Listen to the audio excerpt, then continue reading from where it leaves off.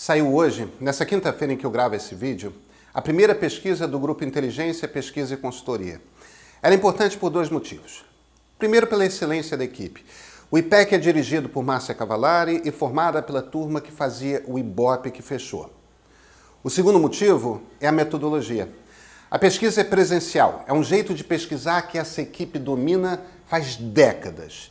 E é diferente dos métodos mais recentes por telefonia e internet, que estão todos ainda sendo ajustados no Brasil. O dado importante é que Jair Bolsonaro tinha, entre os dias 18 e 23 de fevereiro, 28% de aprovação popular, de ótimo e bom. Aquela faixa acima dos 30% que ele se mantinha, ele caiu dela. É uma aprovação muito ruim para a média histórica dos presidentes nos seus primeiros mandatos. Mas é autossuficiente para o Congresso não pensar em impeachment.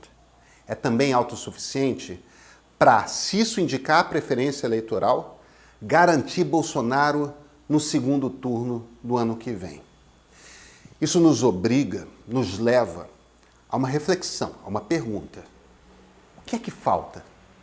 É muito difícil você encontrar um cientista político, um analista, que não veja Bolsonaro como se não fosse como o pior presidente da história.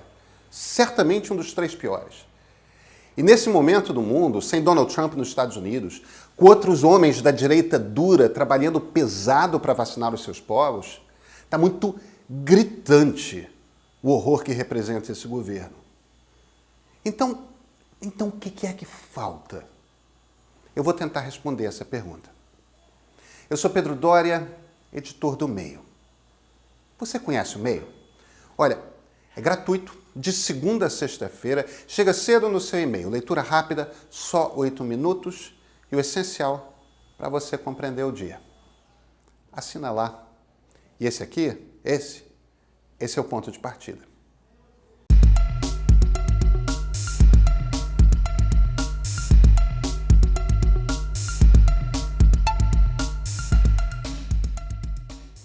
Primeiro, é importante compreender quem forma a base de apoio do presidente. Porque não é a turma do Twitter. A maioria daqueles ou são pessoas pagas ou são militantes engajados.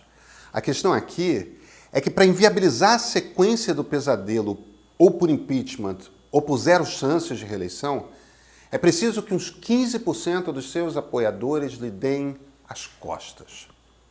Bolsonaro encontra mais apoio acima dos 30% nas regiões Sul e Centro-Oeste.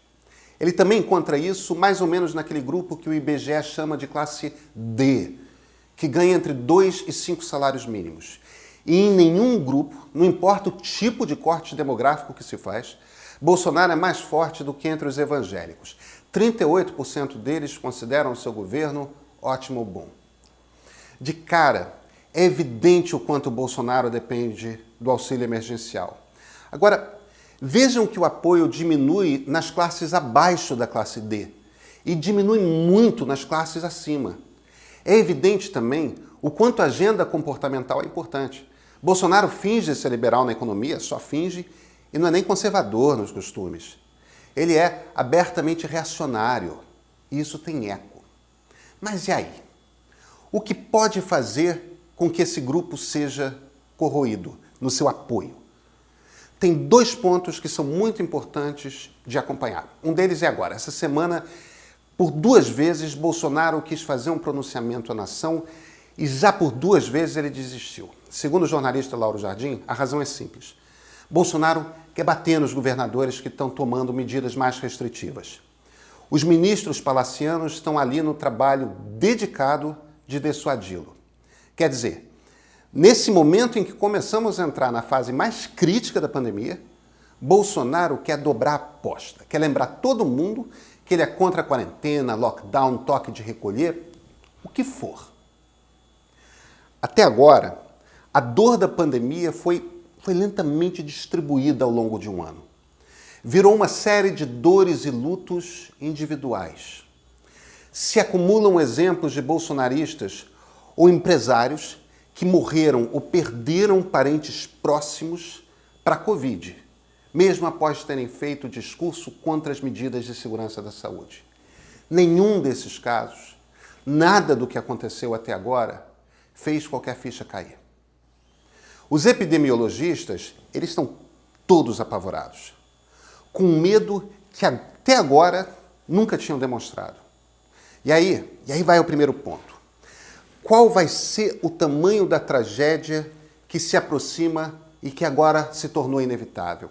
Que tipo de símbolo nessa tragédia poderia convencer essas pessoas de que Bolsonaro é um problema e que sua ação custa vidas? Será que é o número de mortos? Será que é um tempo longo de uma onda de mortandade? Será que vão ser as histórias e imagens de gente que em desespero busca vagas de hospitais lotados? Ou será que essas pessoas estão tão imersas numa realidade paralela criada no WhatsApp e nas redes sociais que não importa quão ruim, a culpa nunca vai ser do presidente da República? O segundo momento é outro. O governo brasileiro demorou tanto para fazer um acordo com a Pfizer por sua vacina que a maioria das 100 milhões de doses só vem no segundo semestre. É muito tarde. Até junho, a gente vai ter conseguido vacinar o quê? 10%?